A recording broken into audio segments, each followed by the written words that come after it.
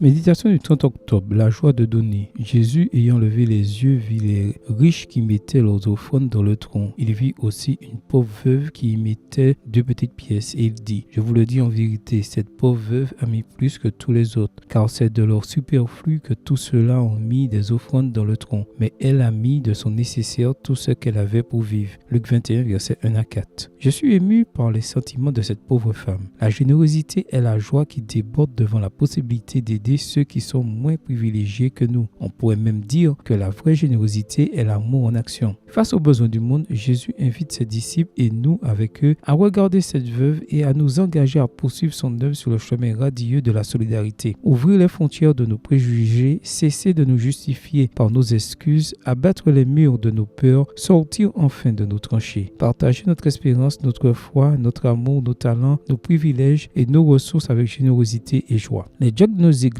venaient de passer le sac d'offrande lorsqu'un frère s'est approché du trésorier en grande détresse et lui dit « S'il vous plaît mon frère, il se trouve que je voulais mettre 5 € dans l'offrande, mais je me suis trompé et j'ai mis un billet de 50. » Ce à quoi le trésorier a répondu « Je suis vraiment désolé, c'est l'argent du Seigneur, je ne peux pas vous le donner comme ça. » Agacé, le frère a répondu « Ce n'est pas grave, maintenant j'aurai donné au Seigneur 50 €. Ce à quoi le trésorier répondit sans réfléchir « Non cher frère, aux yeux de Dieu tu n'en as donné que 5. » Lorsque face aux besoins du monde et de l'œuvre de Dieu, la grâce divine fait irruption dans notre cœur, elle déborde comme une source de solidarité et elle réveille des élans de générosité insoupçonnés, des actes de compassion extraordinaires, signe indubitable que l'Esprit divin produit déjà dans nos cœurs le fruit prodigieux de l'amour. Qu'est-ce que Jésus attend de nous face aux besoins de nos semblables les plus défavorisés? Lui qui sait parfaitement ce que nous partageons, voit aussi clairement, comme dans le cas de la veuve, ce qui reste dans nos poches ou sur nos comptes bancaires. Quand il s'agit de donner, rappelle-moi, Seigneur, que tu as une autre façon de compter que nous. Inspire-moi pour savoir jusqu'où tu souhaites que ma solidarité aille. Amen. Bonne journée à vous et que le Seigneur vous bénisse.